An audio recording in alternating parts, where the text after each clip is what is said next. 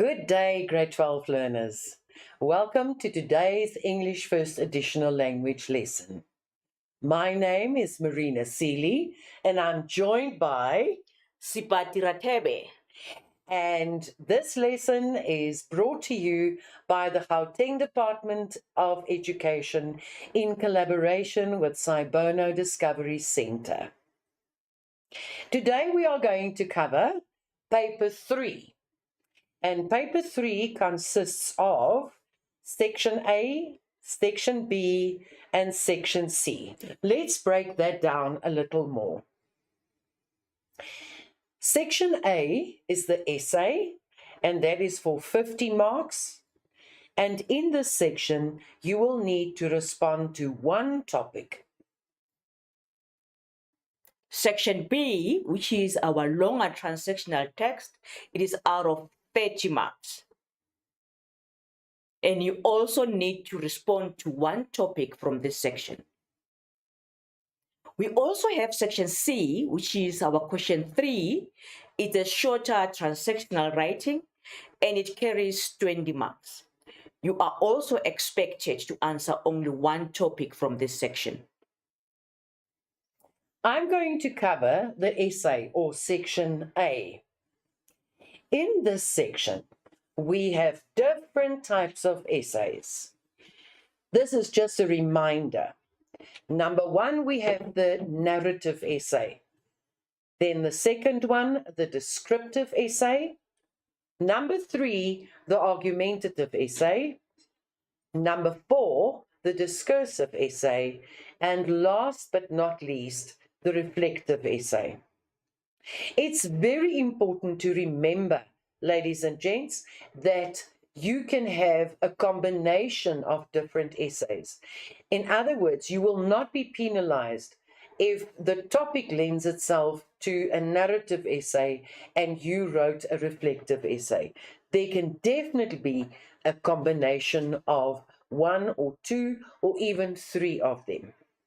Let's take a closer look at the narrative essay. Now, number 1, as we all know, a narrative essay is a story. In other words, it is someone who narrates happenings, and it consists of a definite structure.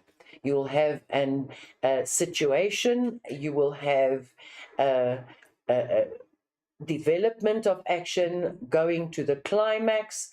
From the climax, there will be a rundown down to the denouement, or when everything is brought together.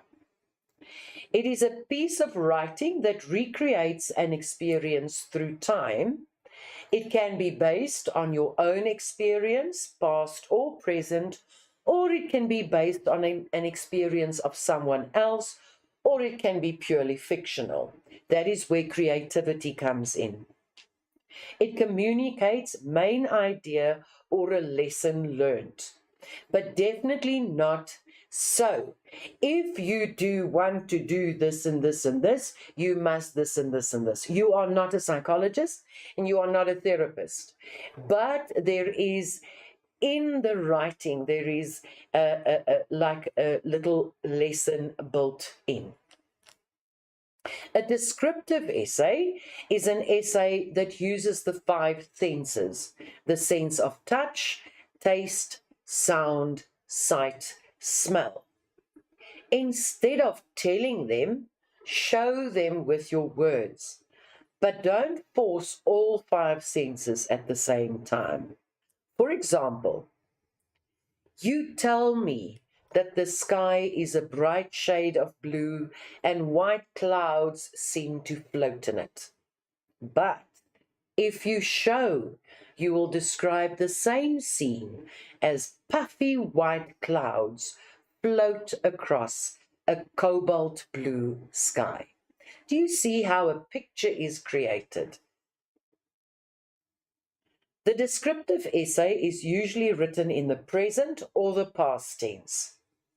Figures of speech are used in original ways, and at least 2 of them should be used. But yet again, don't force anything to fit into that specific writing of yours. Very important. Write about something you know. You can use adjectives and adverbs. They draw the pictures in words. And this is where the different areas of language link. Very often you wonder, when am I going to use adjectives or adverbs? Those are the things that you learn in language. But do you see how you use them in creative writing? The reflective essay means looking back upon an event or an experience, and you set a scene. You use the past tense, except when you talk about how it has influenced you. In other words, when you evaluate the experience, a lesson that you've learned. You also need to use your skills of description. And this is where the different types of essays intertwine. Explain your thoughts and your feelings at every stage. Yet again, try to show and not tell. Don't state the obvious. A reflective essay should, first of all, focus on clearly defined and well-developed incidents. The incident may consist of a series of closely related incidents. Provide background information. Include the elements of the narrative, in other words, the elements of plot, characters, setting, definitely conflict. You need to organize the events clearly. A chronological order works best. Let's just quickly revisit the word chronological. Chronos, time. In other words, when we speak about chronological development, it would be something like once upon a time, long, long ago, and then time will flow from that. We very often tend to use the phrase and then. Please refrain from using that. But the and then idea gives us a good idea of the chronological order of events. Include appropriate word choice. Another word for that would be diction. In other words, what you get in a dictionary. Words. Explain the significance of this incident. Significance would mean, why is it important? Why did it leave such a mark on you or on the person or the situation that you are describing? But you may need to maintain a consistent point of view. The next one is the argumentative essay. And with any argument, it is required that you need to take a stand for or against something. Begin by stating your opinion on the topic. Give reasons to support your view and link them in a logical way. For example, using linking words like, because, this shows, however, therefore. In other words, a statement of facts. You end your essay with a strong conclusion that clearly and convincingly states your opinion. You may make use of the Peel principle. Now, I'm sure that you've been taught about the Peel principle, but let's just revisit that quickly. Your paragraph should include P, making a point, E, giving evidence. In other words, you back it up. You support your point with evidence or examples. And the second E is for explanation. You explain how the evidence supports your point. And L represents the word link. You need to link this point to the next point in the following paragraph. And that invariably also links back to the topic. So you need to keep your focus all the time. Let me give you a couple of tips on how to write a good argumentative essay. The essay should start with your view of the topic in an original and striking way. Now, This would remind you a little about a prepared speech where you have to argue a specific point. But you are definitely not going to score points or create interest when you start with something like, today I want to talk to you about. That is so boring. That is what we mean by being original. Address the situation from a different point of view. And there are a number of ways in which you can do it. Your introduction should be followed by a range of arguments to support and substantiate your view. Focus on points for or against the statement. This is extremely important. The listener or the reader needs to know exactly where you stand in this specific argument. An argumentative essay is subjective, and strong opinions are expressed. Subjective means this is from your point of view. A variety of rhetorical devices and persuasive techniques should be used. The language or the diction, in other words, choice of words, is emotive and can be emotional, but should definitely not be rude. The conclusion should be a strong, clear, and convincing statement of your opinion. Now, the next one is the discursive essay. Let's just make a quick comparison between the argumentative and the discursive essays. There are slight differences. The argumentative essay should argue for or against a statement. There should be a variety of rhetorical devices and persuasive techniques should be used. The conclusion should be a strong, clear, and convincing statement of the writer's opinion. The discursive essay, on the other hand, should understand and be able to reflect both sides of an argument in an impartial and well-informed way. You already see the difference. The argumentative one, is your statement, your opinion, and it should be clear for or against, as opposed to the discursive one, which states both sides of an argument in an impartial, in other words, objective way. The writing should be lucid. Lucid means clear, rational, and objective. Calm, well-reasoned, and well-supported statements should be made. You may give an indication of your opinion at the end of the essay, but this should only be done in the conclusion. You should be impartial, in other words.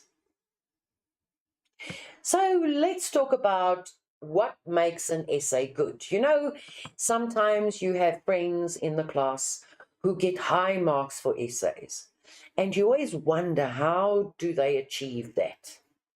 There are a couple of tips and tricks that would help you to write a good essay.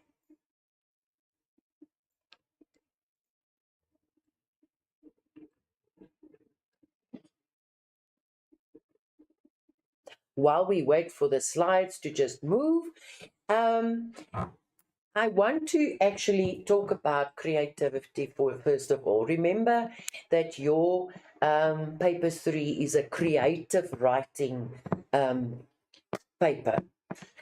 Creativity, ladies and gents, is something that you are not born with.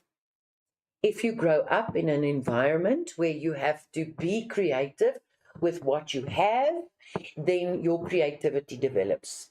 I can always take you back to when you were small.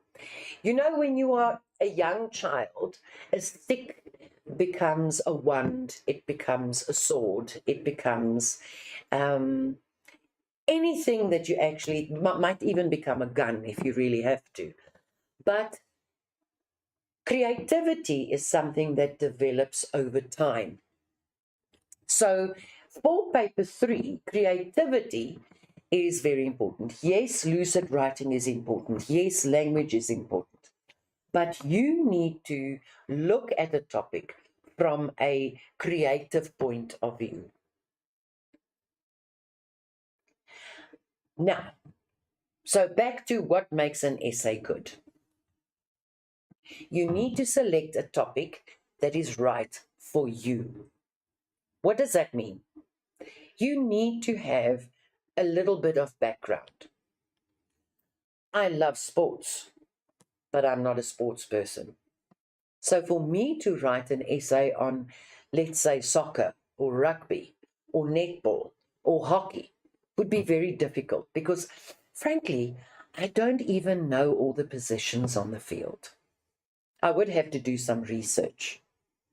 I can talk about how I admire sports people, sportsmen, how they are heroes and how they bind us together as a school or a club or even as a nation. But I will definitely not choose that topic. In other words, prior knowledge beforehand, is extremely important.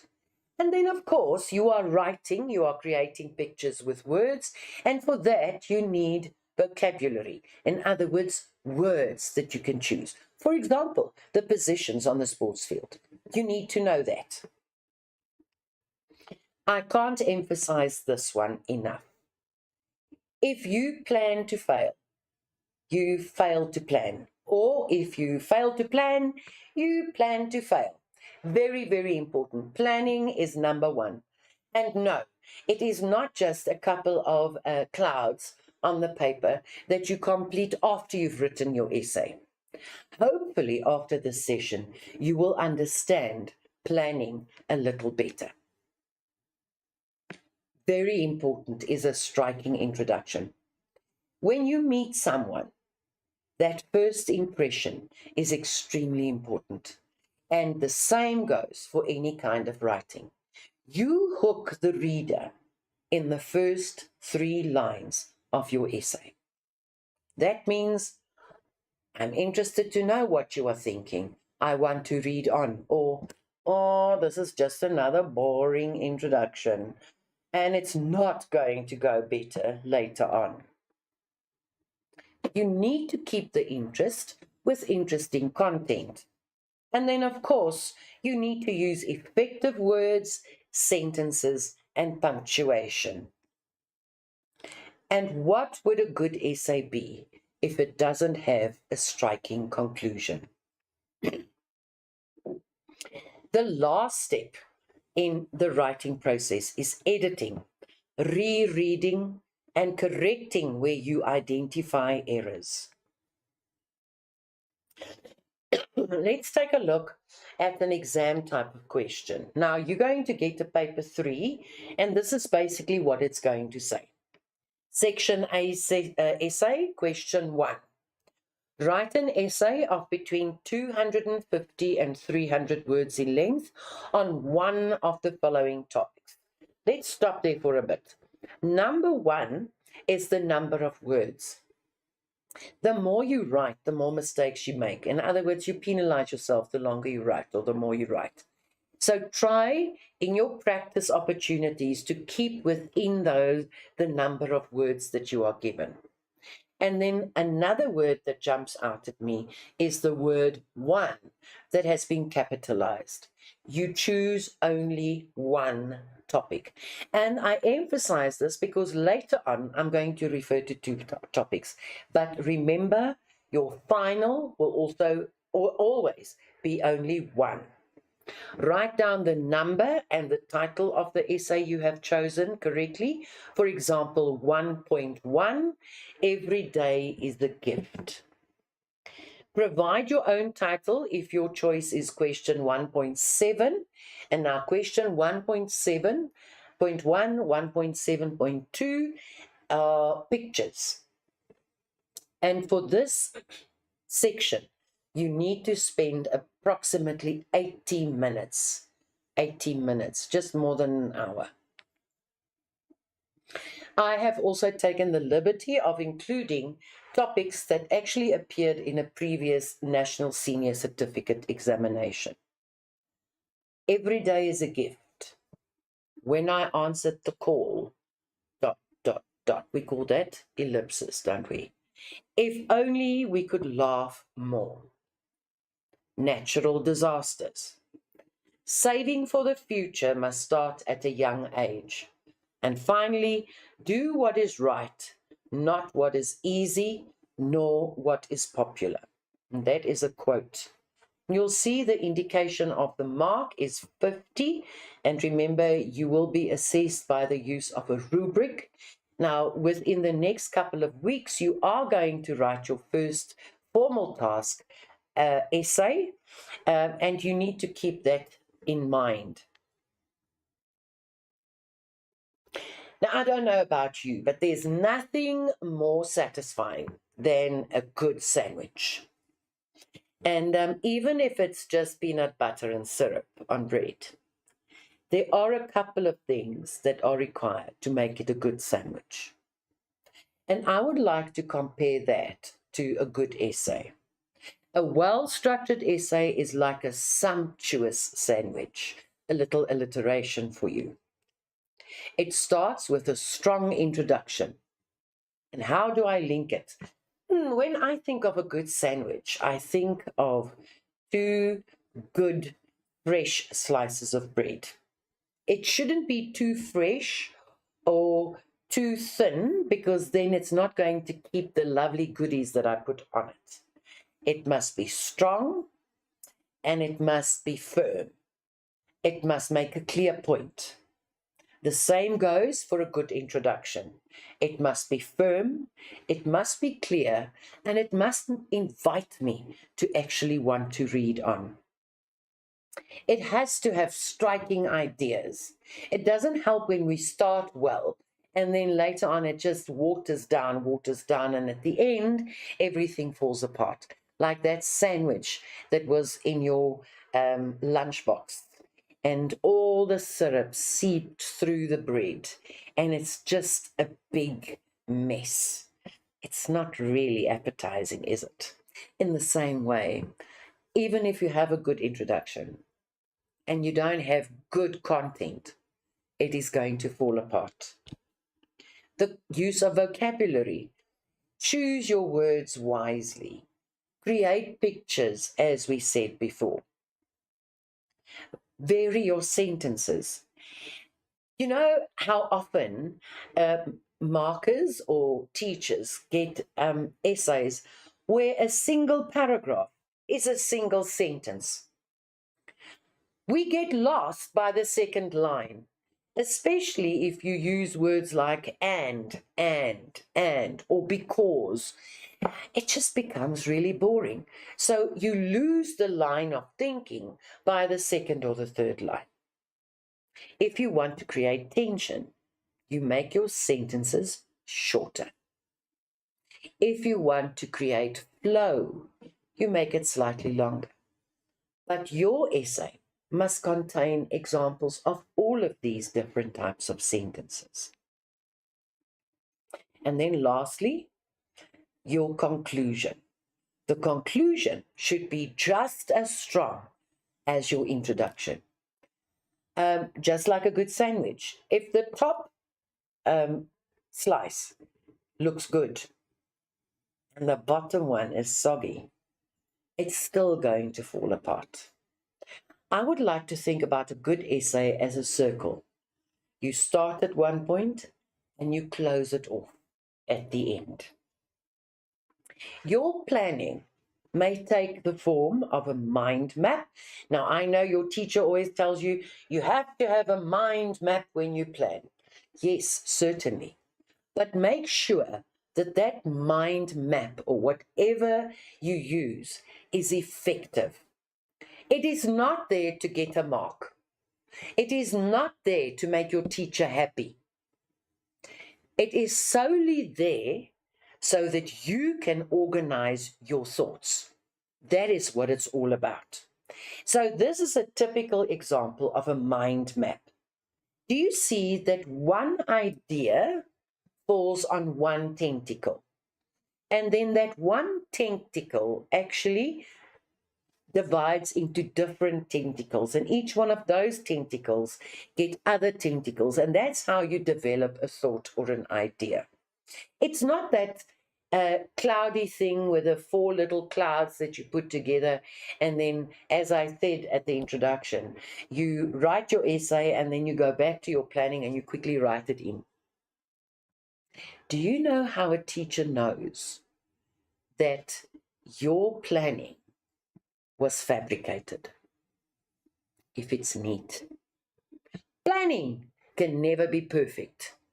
We need to plan, draw a line through ideas that you don't want to use. You know, when you brainstorm, it was a stupid idea, I'm not going to use that. But it was part of the process. Another example of planning could be in the form of a flow chart. Very often people talk about a tree, where you have the main idea. Each one of these ideas goes into a different set of ideas, and each one of those different ideas branch out into more and more and more, and that's how you develop your thoughts. Are you going to use all of them? Most probably not. But at the end of your planning or brainstorming session, you would have a good idea of where you want your essay to go. Another one is purely writing down notes. As you brainstorm, you jot down things as the thoughts come to mind, and you keep it there. You will come back to it and then draw little arrows where things belong together, or perhaps number them, or perhaps draw a line through them if you thought it was a stupid idea. So notes could also be a form of planning. Any form of planning. Remember, planning is for you. It is not for anyone else. Let's take a look at the possible topics, and I'm going to ask you to select 2. Remember, a couple of slides ago, I told you that you're going to choose 1 topic and write your essay. Please do not get confused. In this instance, you select 2 possible topics. Have you ever been in a situation where you choose a topic and you think, I can write about this, and you write lots of things, and then all of a sudden, it's like your brain stops. You hit a wall. There's nothing. That is a problem, especially when you are in an exam situation and you have to complete your essay and you don't have anything else to say. So what seemed like a good idea at the time, or a good topic that you can write about, actually ends up a bit of a dud, to use a little informal language. If you choose 2, then at least when you brainstorm both, one of them will be a wall. The other one will actually explode in different ideas. And that is why I want you, in that 10-minute reading period before you write your exam or your test, you look at the topics and then you look at possible ones. And then your brain will do the rest. It will actually go for the one that you have a lot to say about. So I'm going to give you like 30 seconds to quickly read through the topics. I have read through them. 30 seconds, just look at the topics and then you choose any 2.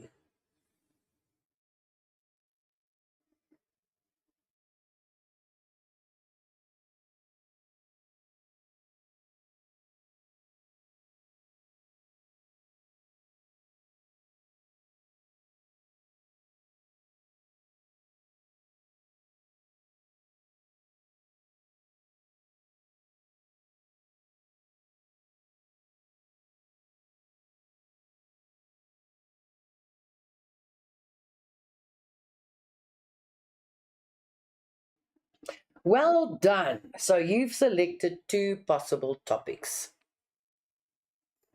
Now comes the planning phase.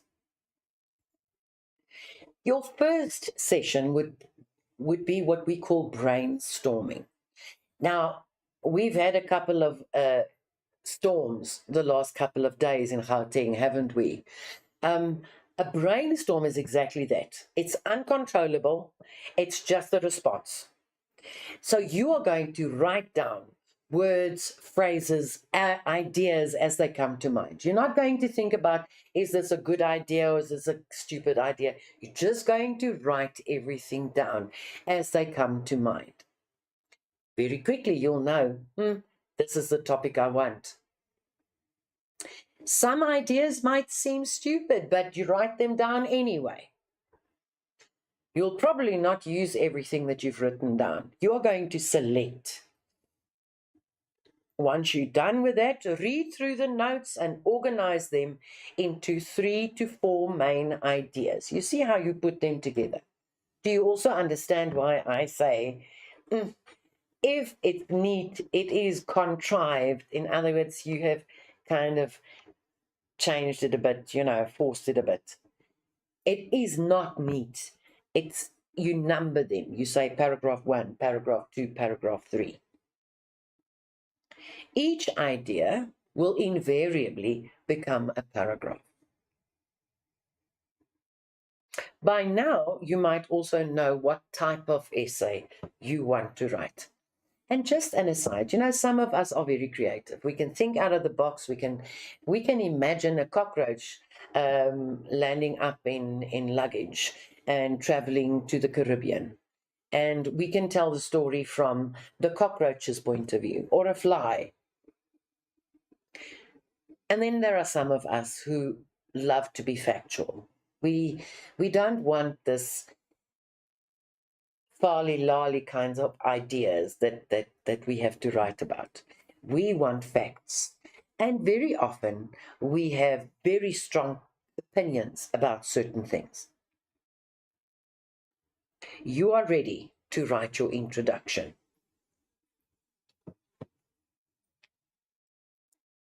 Right, when we look at that, we can also see that this planning session or the planning phase is extremely important, because this is where most of the groundwork lies. This is where you see what works and what doesn't work. And you need to play on your strengths. I, for one, am a creative person. I can think up a story at the drop of a hat. A friend of mine loves rules. She's scientific, she's one of those people who actually remember all these nitty-gritty facts. And when we go on holiday, for example, I would be the one who gets into the car and says, let's see where we land up. I haven't booked a sleepover. Let's see what happens. Let's drive as far as we can, and then we can actually kind of find a place to sleep. And if we don't, then the car is good enough. Just make sure that we've got a duvet. She, on the other hand, wants to know what time are we leaving, when will we be stopping for petrol. She worked out very carefully how many kilometers she can drive, and so on and so forth. You get the picture.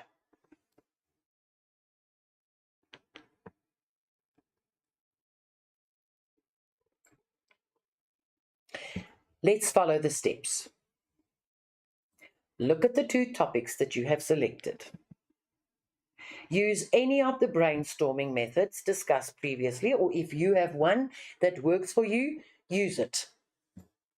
Write down words and phrases as they come to mind. One of the topics will most probably spark more ideas.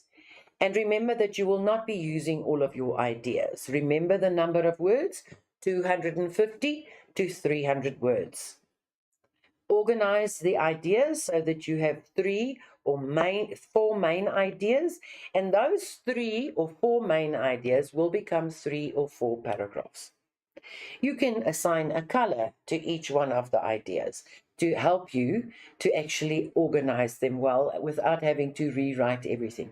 Remember, in a test or an exam situation, you have limited time, 80 minutes in this case. You can number each idea so that you know what belongs where. I want you to take 5 minutes to quickly look at the topics that you have selected and try the method.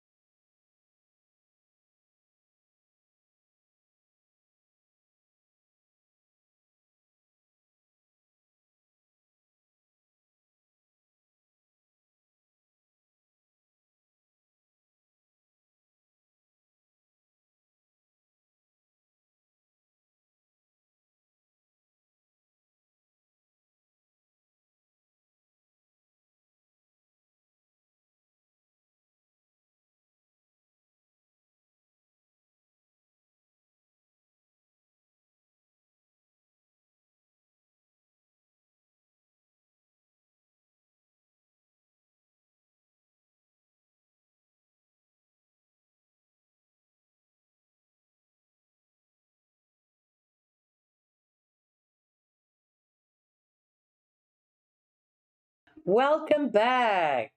I hope that you've enjoyed this little process and that it actually spoke to what I told you about writing down freely, getting the ideas, jotting them down, and then knowing which topic you would like to peruse.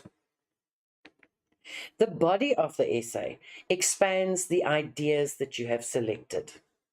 Each idea will be developed into a paragraph. Choose your words carefully to create interest or to paint pictures. Keep your sentence length in mind. Remember, I said vary your sentence length, keep it interesting. Use punctuation effectively. By the way, we are not only talking about full stops and commas. There are exclamation marks, there are question marks, there are different kinds of punctuation marks. Use them. Be careful of repetition. That becomes boring. Your conclusion brings the essay full circle. It binds the essay into a unit. Remember what I said about the circle. And then also, good sandwich. Bottom, not soggy.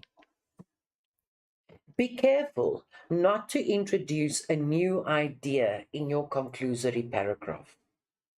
Don't try and give a moral lesson. You know, at the beginning I said, so if you want to be happy, you have to do this and this and this. We don't want that. Do not force an end. And by that, I mean, and you write this brilliant essay. It is so creative. And then you end, and then I woke up. Or another one, it was all a dream. What's up with that? Why does that happen? No, you ended off the way you ended off. The editing is the last phase. Revise, edit, and proofread. Check your spelling, punctuation, and grammar. Does every paragraph contain one main idea? Is the format correct? In other words, have you used different paragraphs? Have you checked that it is the correct length? In other words, 250 to 300 words. Check if there is an introduction. Check that you have expanded the ideas in the body. And check that there is a conclusion. There are some checklists available, and you can ask your teacher to help you with that. You can even give it to a friend to read to check whether what you've written makes sense. Definitely not in an exam situation. But while you are practicing, really, it doesn't matter. It will actually help you. Common mistakes that writers make is to misinterpret the topic. Read the topic carefully. Switching tenses. Sometimes it's the present, then it's the past, then it's the continuous, or you write everything in the continuous tense. It's really, really so tiring. Writing 3-page essays, in other words, length, 250 to 300 words is about a page, page and a half. If you have very big handwriting, then perhaps 2 pages. But generally, 1 to 1.5 page is sufficient.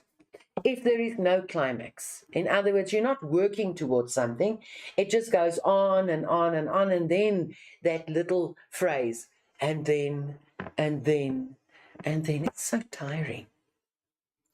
Boring essays, I woke up and it was all a dream. If your introduction is too long, you know, you write the whole essay, tell the whole story, also gives the climax and the end of it all in one. Why would I want to read the rest of the essay? Loose ends. If you introduce an idea, you need to run with it and you need to finish it. If you leave it in the middle of nowhere, it doesn't make sense. Top tips. Write as though you have something to say, not only for marks. Very, very important. Teenagers have a way of saying, oh, you know, nobody listens to me. This is your opportunity. Use your imagination. You might surprise yourself. Teachers or markers also read books and watch movies. Be original. An element of surprise goes a long way. Keep an open mind. Keep it simple. Do not use vocabulary that seem impressive, but you can't use it properly. Timekeeping is extremely important. Write neatly and clearly. Now, this is your challenge. Complete the essay that you have brainstormed and planned in this session. Proofread and edit your essay. Don't be afraid to change and adjust the content. Find more striking vocabulary if your essay seems boring. Practice makes perfect. The more you write, the better you get at it. Essay writing is a skill that gets better with time, the more you do it. Enjoy the process. Thank you for listening to me. I'm going to hand out over to my best friend Sepati, who is going to give you a bit of information on sections B and C. Let's take a bathroom break.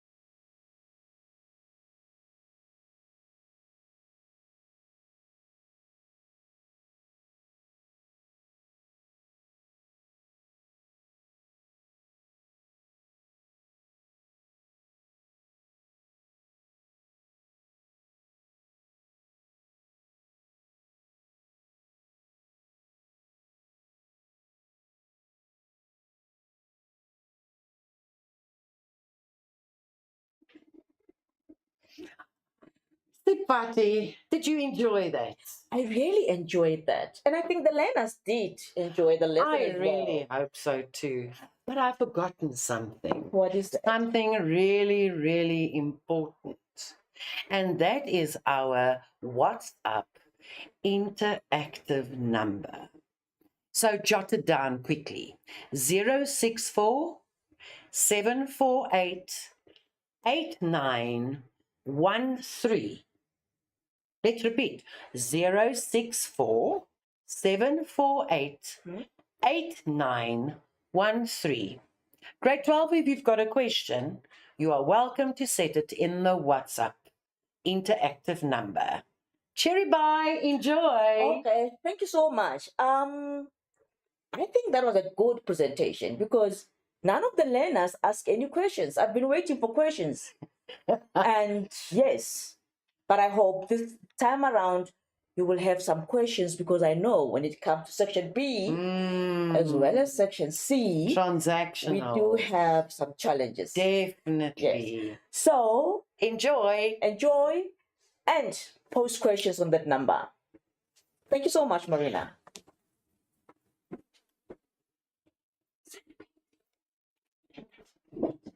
Right, now we are moving on to section B of our paper 3, which actually forms question 2 of the paper. This is transactional writing. And I know a number of you struggle with a lot of transactional writing. I hope after today's session, you will have a better understanding of what is expected of you when it comes to 2 of our transactional writings. Right. Let's have a look at this section. This section is made up of the following categories. We have category A,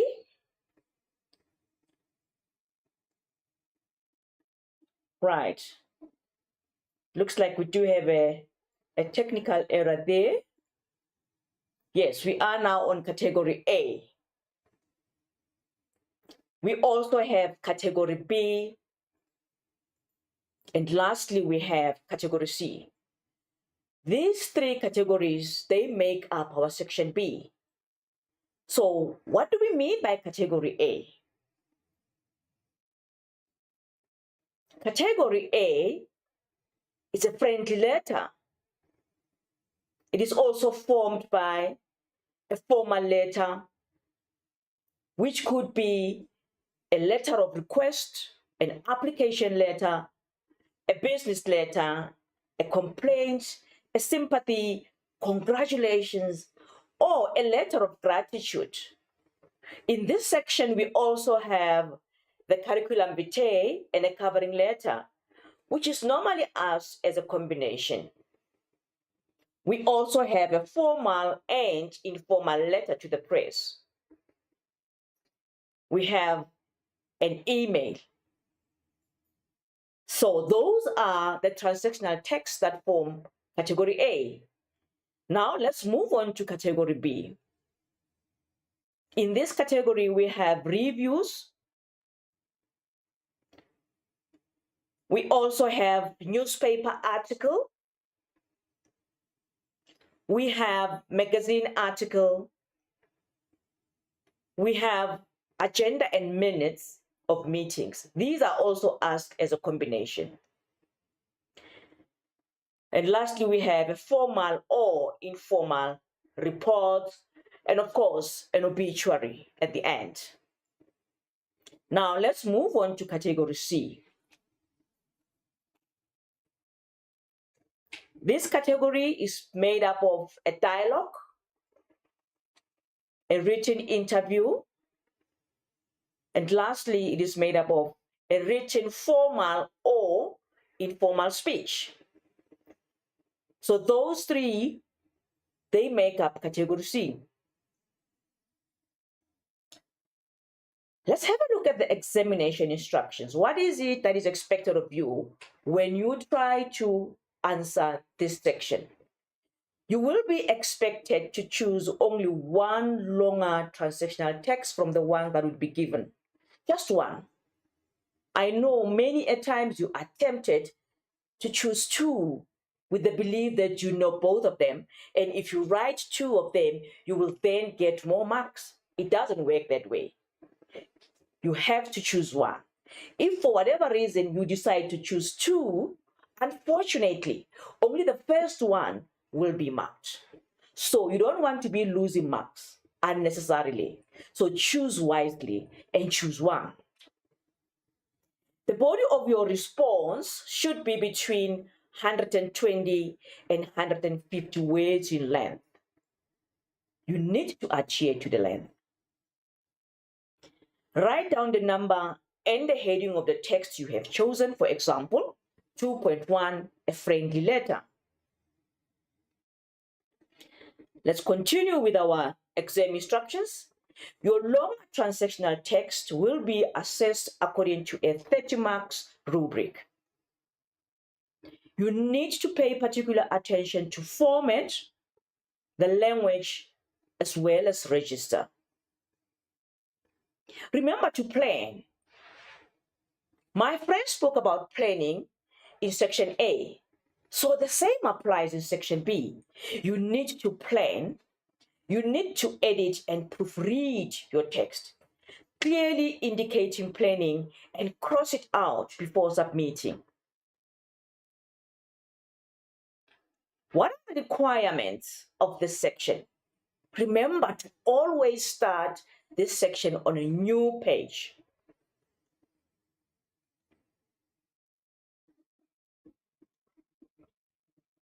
Right.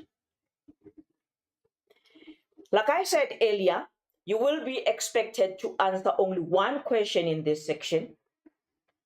4 questions will be set, at least one, and a maximum of 2 from each of the given categories. What categories am I talking about?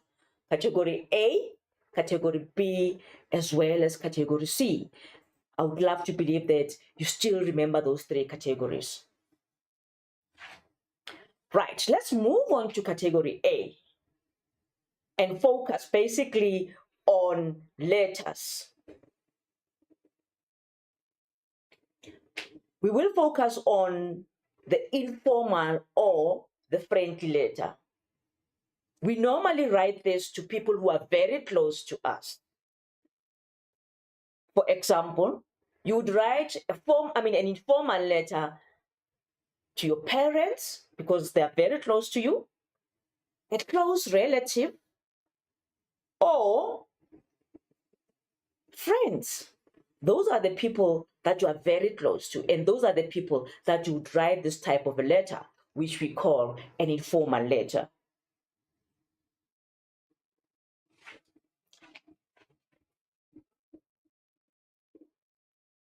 Let's try to look at the purpose. Why do we have to write letters or an informal letter for that matter?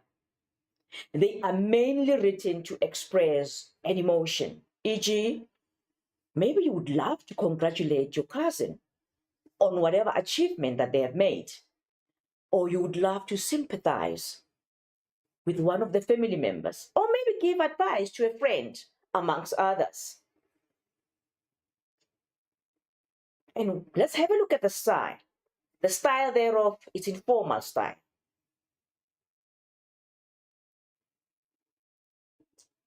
Right.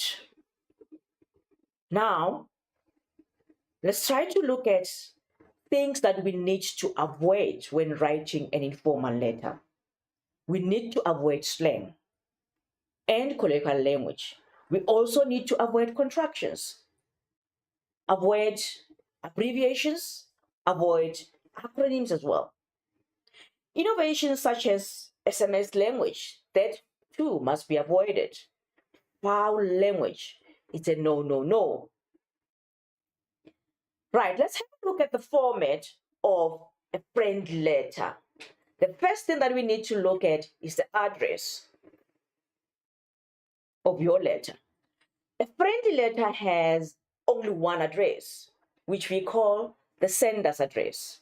Remember, you are the one who's writing the letter to your parents or to your cousin or to your aunt or to one of your friends. So you need to give us your address, and you are the sender in this case. No punctuations at the end of the lines. See to it that you don't punctuate. No abbreviations in the address except for P.O. Box, if, for argument's sake, you use a postal address. Use either residential address or a post office address, but you cannot use both of them in one address. You either use a residential one or you use a post office address. Right, that's a recap of that. No punctuations, yes. No abbreviations, yes. You either use a residential address or a post office address. You also need to include in your address the area postal code. That must be included. The date must be added immediately after the address, and it must be written in full. The salutation, it will be formal with the use of the first or familiar name, e.g., dear piano, or dear mom, or dear Uncle John. And then we have the ending or closing, which also will be informal, such as your best friend, Maria, or yours sincerely, or your favorite niece, Margaret. So you can see that is informal ending. Let's have a look at both addresses that we have spoken about, the postal address or the residential address. Have a quick look at those two addresses. If you look at the postal address, it says P.O. Box 897 Pretoria 0102, and then of course we've got the date with no punctuations. And then on the right hand side, if you look at your residential address, we have 1880 Mandela Street, Pretoria 0102, and of course we also have our date. There's no way that you can have a residential address with a P.O. Box number as well. Like, for instance, 1880 Mandela Street, P.O. Box 897. That would be a format error. Neither can we have a postal address with a street name, like P.O. Box 897, 1880 Mandela Street. That would be a format error. So look at those two addresses. And you know what? Maybe you've got to choose one early in the year and know it by heart and use that at the end of the year. Remember, this is creative writing, right? Good. Now let's have a look at the salutation or the greetings.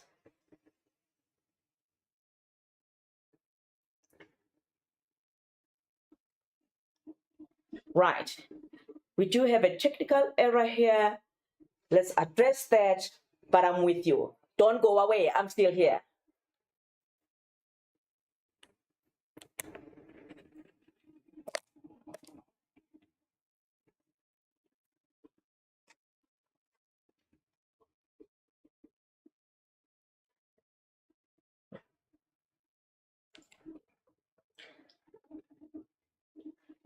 Right. I hope you're still there. You have not left. Okay, good. Let's have a look at the salutation, which is, of course, the greetings.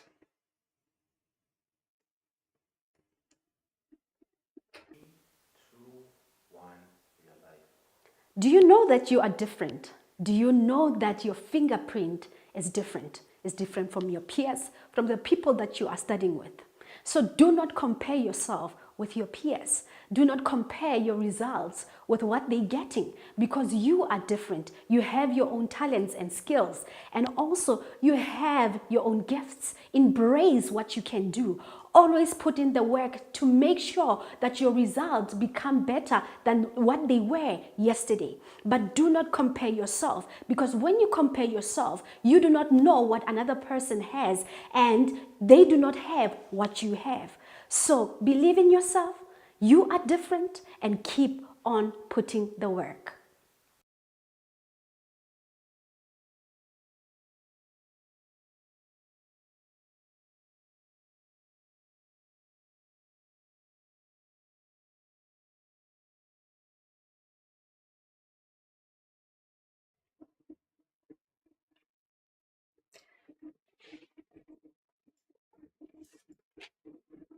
Right.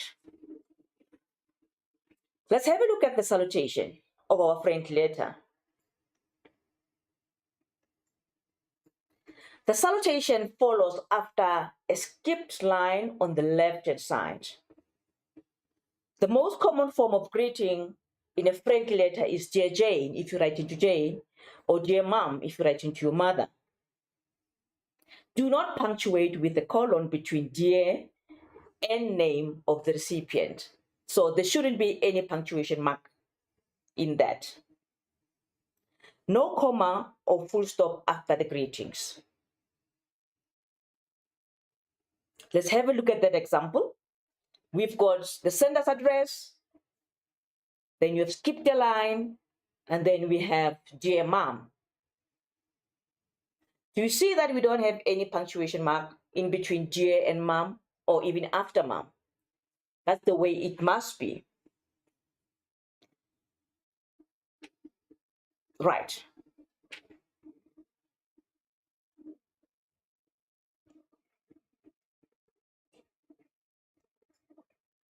Let's have a look at the body of the letter now. Before you start with your body, you've got to leave a line open. The body of the letter usually consists of 3 paragraphs. You need to start each paragraph against the margin and leave a line open between paragraphs. Each paragraph should contain different information. State in the first paragraph the reason for writing the letter. When I get to your first paragraph or I read your introduction, I must actually know why are you writing this letter. I've got to get that information in that first paragraph.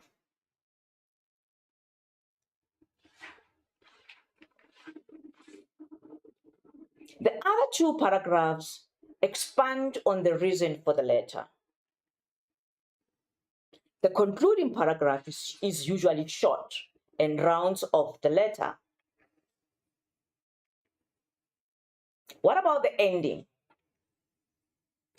You also need to leave a line open after the last paragraph. Start the ending next to the left-hand side margin. The ending may take several forms depending on the relationship with the recipient. Yours should start with the capital letter, but sincerely should have small letter, and no other punctuation should be used here.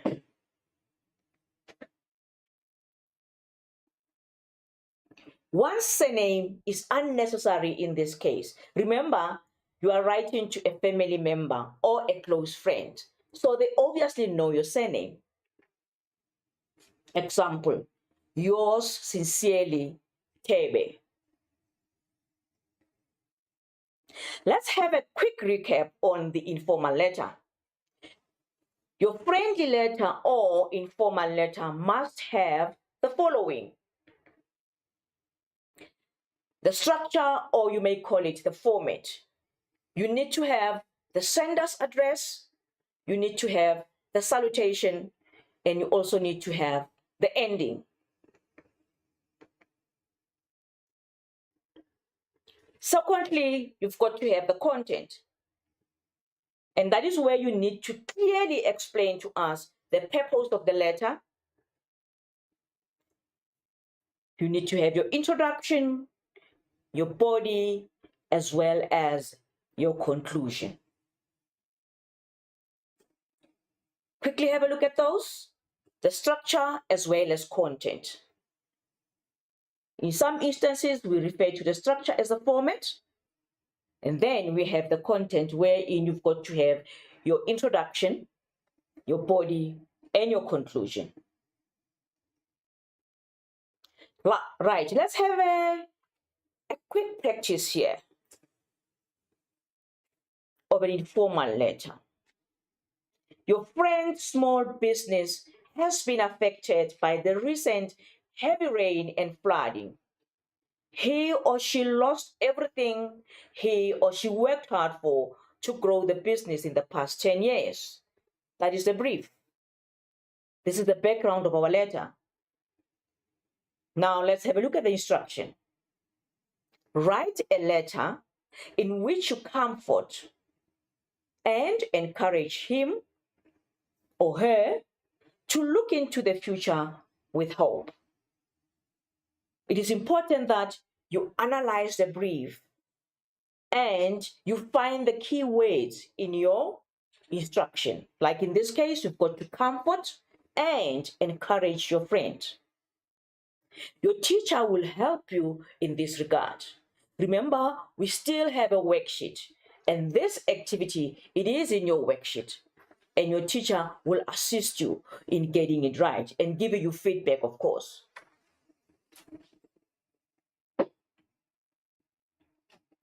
Check the following.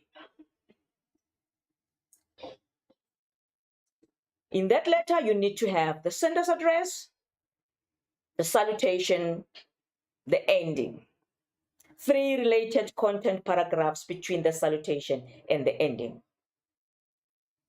This is how your response should look like. But of course, your teacher will assist you in this regard as well, just to give you feedback on what you would have written. Right, let's move on to the formal letters.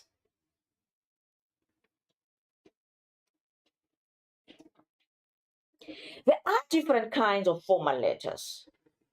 We have letter of application.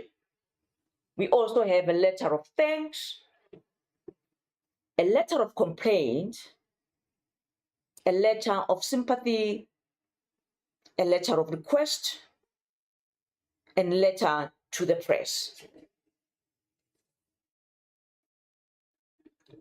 Those are the different types of letters we have. Before writing your letter, consider the following. You need to read the letter topic you want to respond to carefully. Think about the tone, that is the language of the letter. The language and tone in this case is formal. You always need to be polite. You've got to identify the purpose and your audience in order to determine the type of letter you will write. What do we mean by the purpose? That is, why are you writing the letter? Are you applying for a job?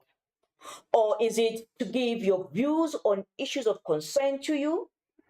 Or are you writing this letter because you've got some dissatisfaction and you want to complain? Or is it a letter where you want to request some information? That would be the purpose. And what about the audience? Writing to a person you may know personally or who you know in a more formal way, e.g., your teacher. Sometimes the audience, depending on the nature of the letter, could be the manager of a particular store, or it could be the editor of a particular newspaper. It could be the principal of your school or any other school. Let's have a look at the register. What do we mean by the register? This refers to the degree of formality. It must be acceptable for the audience as well as the purpose. The letter should be clear and straightforward. It has to be concise and to the point. And lastly, it has to be logical. And what about the style? What do we mean by style? This is word choice. It refers to sentence structure as well as the tone. Write the letter in direct as well as simple English. You've got to avoid the following. You've got to avoid slang and colloquial language. You need to avoid contractions. Remember, this is a formal letter. Just as much as writing an essay is a formal piece, you are also not expected to come up with contractions. You need to avoid abbreviations as well as acronyms. You also need to avoid unsubstantiated accusations, threats, emotional language, sarcasm, amongst others. Let's have a look at the format of a formal letter. Just like an informal letter, a formal letter also requires you to have the sender's address. And this is written just after the middle page of the page on the right-hand side. The sender's address is set in block format, a straight line and not a slanting one. There should be no punctuations at the end of the lines. There should be no abbreviations in the address except for a PO box number if you have used, of course, a postal address.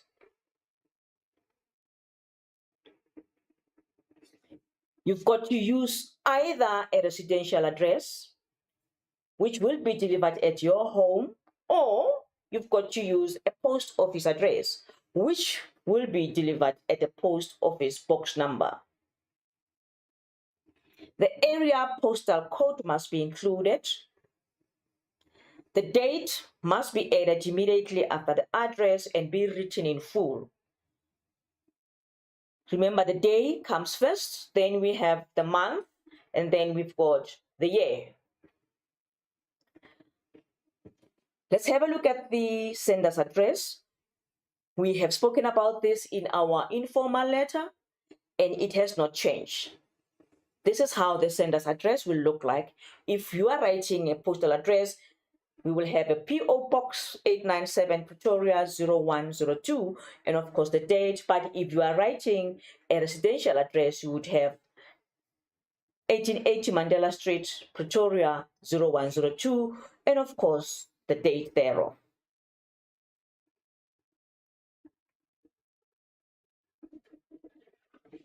Right.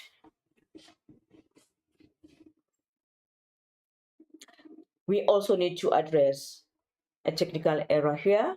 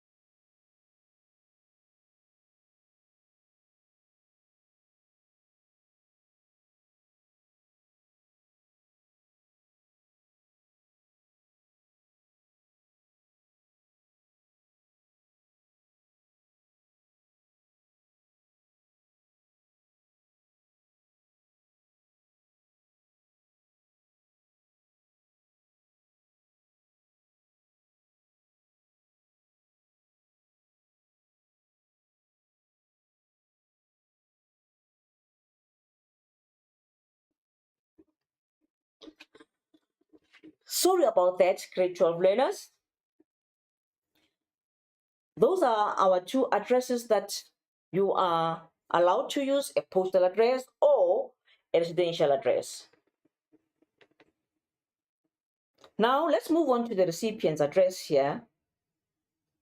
The recipient's address is written against the left-hand margin after a line is skipped. No punctuation at the end of the lines. The title, the manager, the principal, the editor, the CEO starts the recipient's address. The name of the company immediately follows. If you write into a school, it will be the name of the school. If you write into any company, it would be the name of that company. No abbreviations in the address. use either a residential or a post office address. The area postal code must be included. However, no date to be included in the recipient's address. Let's have a look at that. Those are the two examples of our recipient's address, the postal address, as well as the residential address. Have a look at that. Let's move on now to the salutation or greetings. Salutation follows on the left-hand side after a line has been skipped. You've got to use a formal greeting. For example, dear sir or dear madam. Do not use dear sir/madam. That would be a format error. We also need to have the subject heading. And before you start with the subject heading, you need to skip a line before you write the subject heading. The subject heading is a one-liner that summarizes the content of the letter. You've got to underline the subject heading. For example, complaint, service delivery. However, if you write everything in capital letters, you need not underline it. Let's have a look at the body of the letter. We've got paragraph 1, wherein you give the reason for the letter, a very brief one and straight to the point. Then in paragraph 2, it's an expansion of the reason for writing the letter. Each aspect of complaint needs to be mentioned and clearly explained with evidence. In paragraph 3, you come up with suggestions for improving the situation.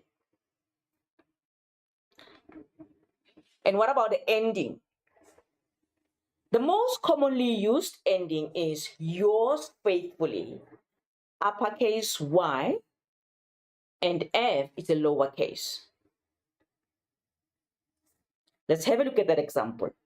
You sign your name, then you print your name, title beneath it. Example, yours faithfully, R.L. Jones, that is signature, and beneath that, you print your name, not the other way around. Let's have a look at useful sentences that you can have when you write a letter of application. These are just examples that you may use in your letter of application. In reply to your advertisement, you write the date of the paper and the name of the paper.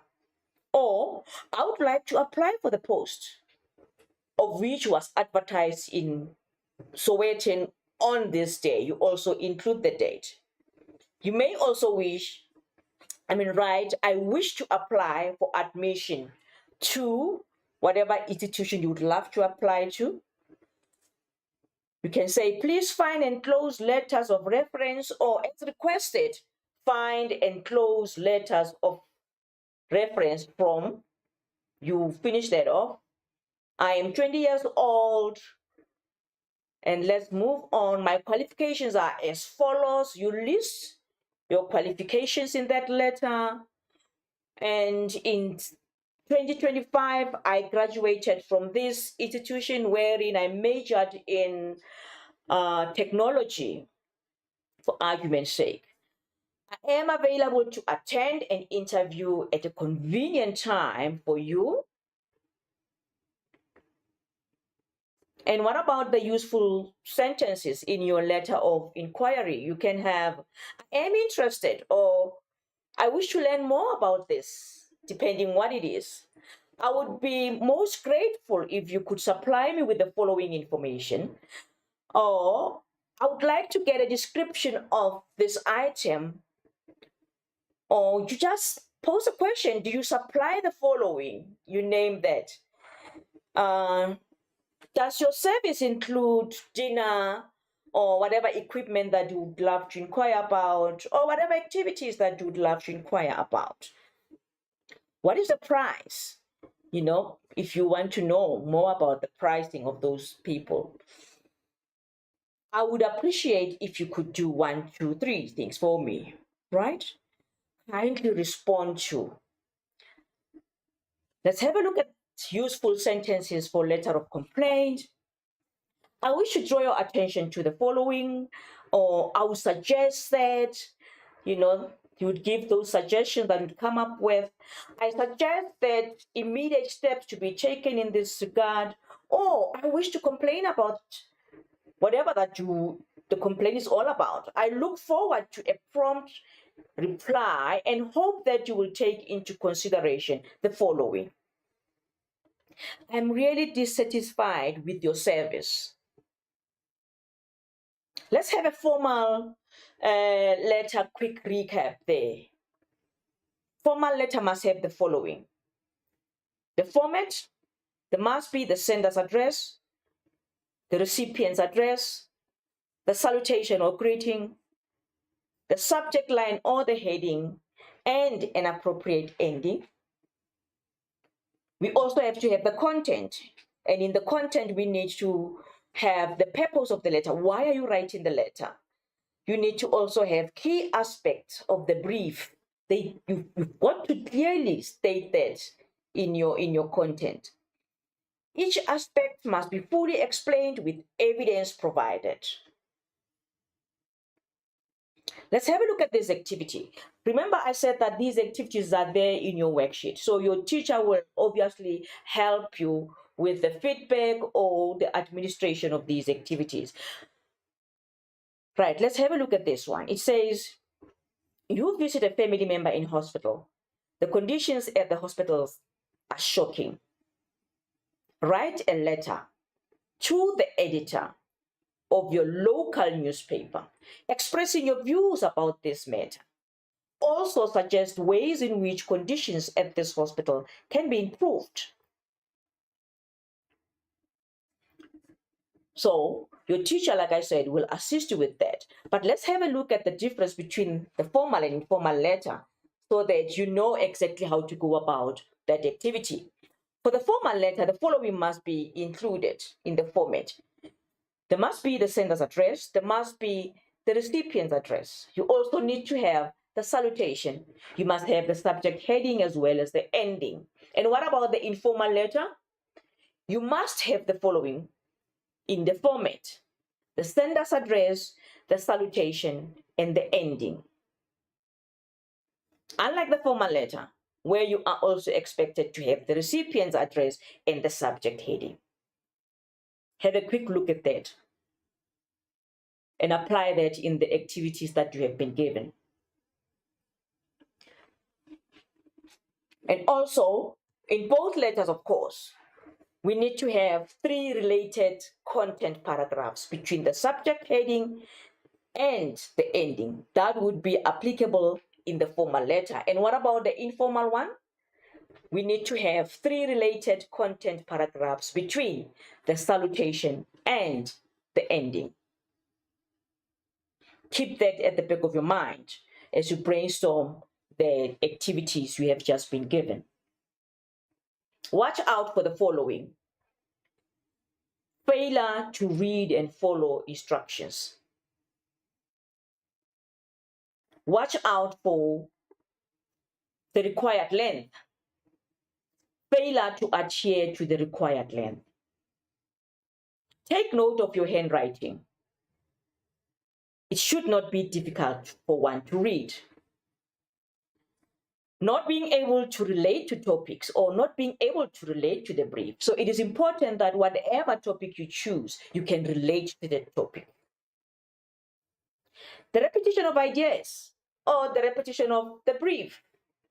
See to it that you don't repeat ideas or you don't even repeat the brief in your letter. Failure to cancel the first or the draft and the wrong format. Here's a challenge for you. Correct the errors in these addresses and salutation. You have only 1 minute, but I'll take you through the challenge. Right, let's have a look at the sender's address there. 1257 Wemba Street, Sakile 2439. That is the code. The date 29 November 2021. And let's have a look at the recipient's address. It starts with Box 561 Standardton 2451. And then we've got our salutation there, GSA/madam. Correct the errors there. Yes, I can see some of you already have identified the errors. Let's have a look at that. This is feedback, a quick feedback on that. Yes, regarding the sender's address, we do have the number, the name, and the street. Correct. We have the suburb, which is Sakile. We also have the code there, which is 2439, and the date is there. So the sender's address is correct. Now, earlier, residential and postal. A quick look at those. And now let's move on to the recipient's address.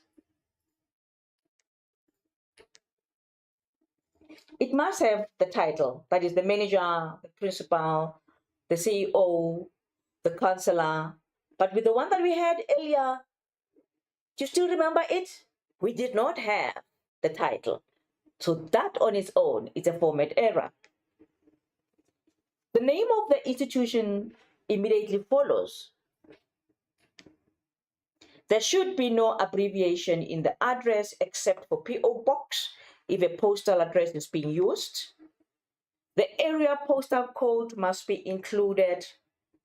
No date to be included in the recipient's address.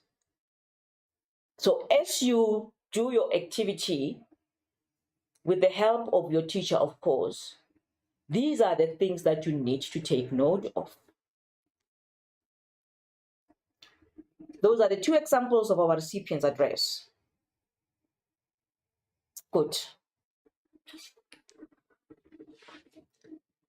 Now let's move on to the salutation of our challenge there. What do we have? We have dear sir/madam. What did you say about the salutation? We said that we use formal greetings, dear sir or dear madam. We do not use dear sir/madam. But we need to follow the instructions from the brief and decide on the gender of your recipient. So from the onset, you must decide on the gender, whether you'll be writing to a male or a female. That is why you've got to indicate dear sir or dear madam. The subject line, we don't have a subject line here. That is another format error that I would love to believe that you have noted. What did we say the subject line is, or the subject heading? The subject heading is a one-liner that summarizes the contents of the letter. And you've got to underline that if the subject heading is written in small letters. But of course, if it is written in capital letters, you need not underline that. You will continue with this activity with the help of your teacher. Concluding the letter, we've got, let's have a look at that. Thank you for your time. I hope you will have a wonderful day. And how does it end? Your faithfully, Asanda Dlamini. Is that correct? Let's get feedback on that.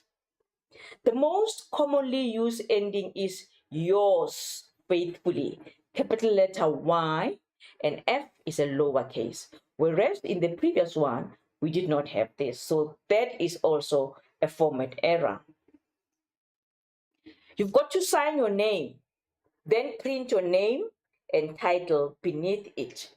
Your signature must be between yours faithfully and initial surname. Let's have a look at that example. Yours faithfully, then signature, and then your initial as well as your surname. That is how we need to write it, not the other way around. A quick check on that. What are the questions that you need to ask yourself after having answered these questions? Have I answered the question? Have I answered the brief? And if so, how well have you answered the question? And to measure how well you have responded to the brief, you've got to refer to your checklist or guidelines for the text. Remember, with transactional writing, we always have a checklist that which will give you guidance regarding what you need to include in your transactional text. So make the point that you use a checklist regularly so as to know exactly what is it that you must include in your transactional text and what is it that you may include. Let's have a look at suggestions for improvement. How do we improve now? You've got to adhere to the required length. We cannot compromise the length. Follow the instructions, e.g., provide a title. Respond to the brief. Do editing in ink. You've got to write legibly. Pay attention to spelling, punctuations, etc. Remember, we did editing in essay writing. You also need to edit your work, even in section B. Avoid using slang. Use the correct way of breaking of words at the end of a line. You've got to include number and title again when writing the final piece.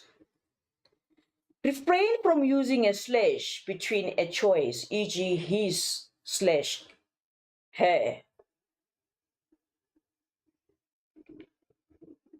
So, what do you need to do so that you don't commit those mistakes?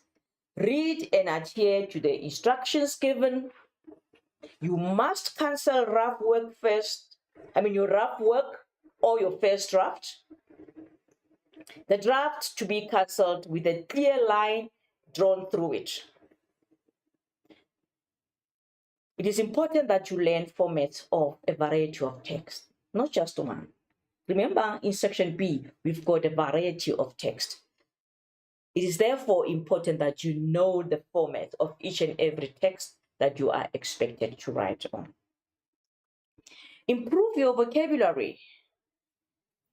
Remember, we do have the vocabulary lists that you are doing every week, maybe in the form of a classwork or a class test. Take those seriously because they will also help you in improving your vocabulary. No contractions may be used in formal writing. Too long sentences to be discouraged. Be simple and straight to the point. Analyze the text, identify keywords, and stick to the guidelines given. You've got to edit the writing piece thoroughly. Check it at least 3 times. The draft must be edited so that it does not look like an identical neat copy. That is important. All of these recommendations, they need to be followed. So when you sit for the activities that we have explained here, of course, with the help of your teacher, take note of all of these recommendations and try to implement them in trying to get at least 28 out of 30. How about that? Yes, that is doable. You can get 30 out of 30 for argument's sake. So it is all in you. And I believe that you can do it. Study all formats. Use the appropriate format for the different genres. So that brings us to the end of this session. I would love to believe that you have taken note of all of the recommendations that have been made and all of the challenges that have been noted. And all of those will be addressed in the activities that you have been given. So your teacher will assist you as you sit for those activities and use your checklist in trying to address whatever challenges that you might be having. And of course, make it a point that you plan your work, you edit, and you proofread your work. Thank you very much and have a wonderful afternoon.